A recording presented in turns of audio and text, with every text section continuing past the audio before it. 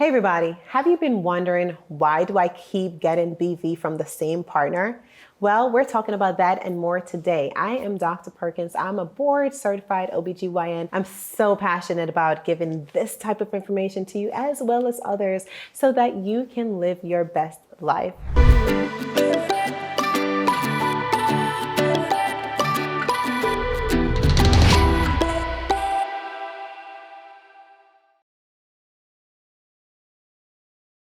So in today's video, we'll be talking about what is bacterial vaginosis and what causes it, lifestyle choices known to increase the risk of bacterial vaginosis, why you may continue to get bacterial vaginosis with the same partner, and whether or not your partner needs to be treated as well if you are undergoing treatment for bacterial vaginosis. So before we get started, I do want to put a note here that I've discussed bacterial vaginosis and much more in this video right here. So if you're interested in diving a little bit deeper after this video, please feel free. But bacterial vaginosis is an infection of the vagina that is not noted to be an STD or a sexually transmitted infection. It's important to know this because while you may get the infection after sexual intercourse, or sexual intercourse may increase the likelihood of you getting this infection, it is actually not an STD. STDs and this infection together can be tested at your doctor's office. And so if you question whether or not you have this infection,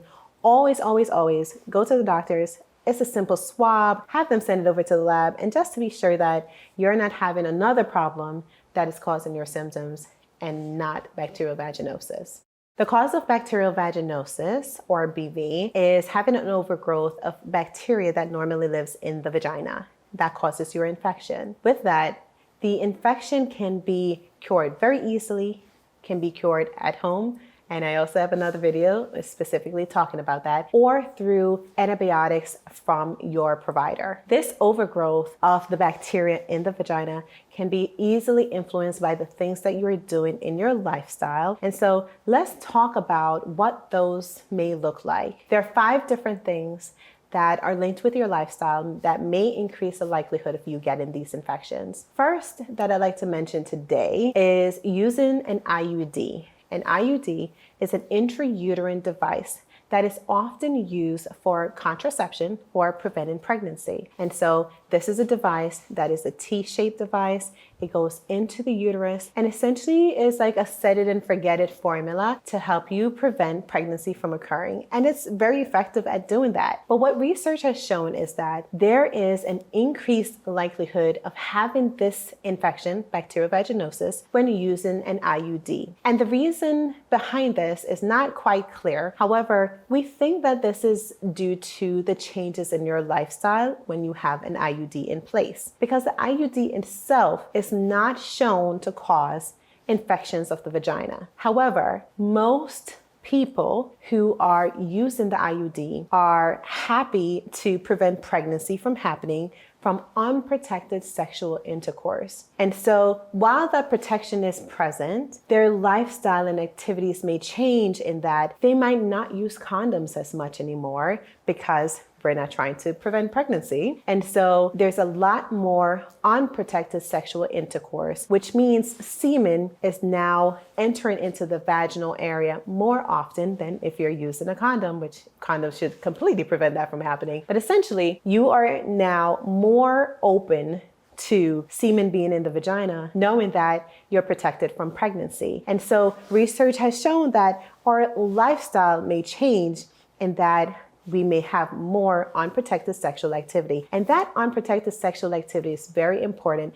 with changing the pH status of your vagina. Vaginas love to be acidic. Semen loves to be basic. And so when acid and base comes together, meaning vagina and semen together, the acidity of the vagina decreases. And whenever that happens, it leads to an overgrowth of this bacteria in the vagina, leading to you getting bacterial vaginosis. And so with that, an IUD protects us from pregnancy, however, it increases the likelihood of semen being in the vagina, decreasing the acidity of the vagina, lead into bacterial vaginosis. And so research has shown again that this is not specifically from the IUD, but our lifestyle changes and our habits and how those may change while using an IUD. Secondly, research has also shown that the tendency to change partners may also be a little bit higher when we're using an IUD. Again, because our thought process is that the number one goal is to protect against pregnancy and not so much against infections. And so the likelihood of us being a little bit more exploratory when it comes to unprotected sex is a little bit higher. And so that increases the risk. Secondly, douching. This is a practice that came about many centuries ago, wherein you take a solution that is in a bottle and you squirt the solution up the vagina with the hopes of decreasing the likelihood of infection, washing semen from the area if having unprotected sexual activity, as well as treatments that we have shown to actually not be effective when it comes to the vaginal space. And so this is a very, very old practice in the vaginal space. Research has shown that the risk of having an infection in the vagina is actually higher with douching than without. And the cause of this is linked with the fact that douching will remove good bacteria from the vagina. And so when you remove good bacteria, you are not protecting that vaginal area anymore, and that causes an infection to happen.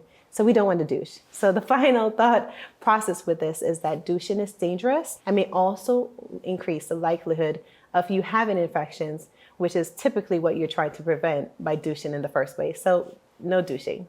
Using fragrances and a lot of washes vaginally may increase the likelihood of you having BV. And so fragrances are present in almost all the products that we can find over the counter because we want to smell good, right? We want to smell pretty sweet. We love these wonderful scents that we can get in all types of products, including our detergents, including the moisturizer that we use on our skin, just so many different things. But fragrances have been shown to chemically change the flora of the vagina, increasing the likelihood of having an infection. And so I recommend that as you're selecting your detergents to wash your clothing in, the body washes that you use in, or the soaps you use on your body, as well as moisturizers, that you opt for products that are fragrance free. This way, you're not increasing the likelihood of having bacterial vaginosis or other infections that can happen in the vagina.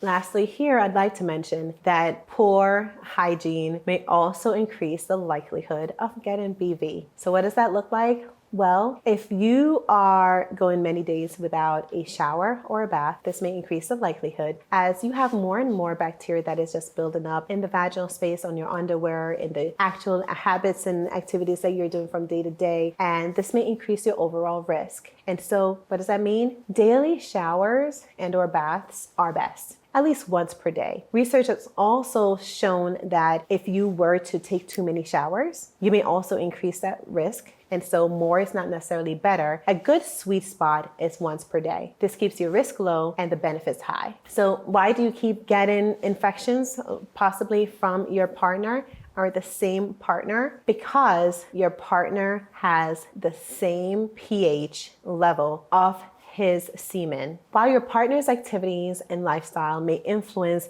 his semen alkalinity, which is you want his semen to be more alkaline or more basic, the changes from day to day due to the activities is actually quite minimal. What we do know is that males can have different levels of alkalinity to the semen. And so you can have a male whose semen is at a pH level of 7.5 and another that is at 8.5. And so the higher that pH level of the semen, the likelihood of having a neutralized vaginal area increases because his alkalinity is high compared to your acid levels. That really makes your vagina most happy. And so some people may notice having recurrent bacterial vaginosis infections from the same partner because their semen pH level is quite high. Now, you may be thinking, well, what do I do about that? What do I tell my partner? What does he need to know? He doesn't need to know anything, right? We don't want to change who he is or what he's producing because there's really no way to. But if you know that you continually may have these infections, you may want to check out this video as well that talks about other alternative treatments and prevention tips for bacterial vaginosis, including using things like boric acid as needed after sexual intercourse if you know that you keep getting this infection. And so check out that video linked right here. Lastly today, I do want to talk about whether or not your partner needs to be treated if you have bacterial vaginosis. And the simple answer is no. Your partner does not necessarily need treatment. And that is because 1, you can have bacterial vaginosis that is not sexually linked.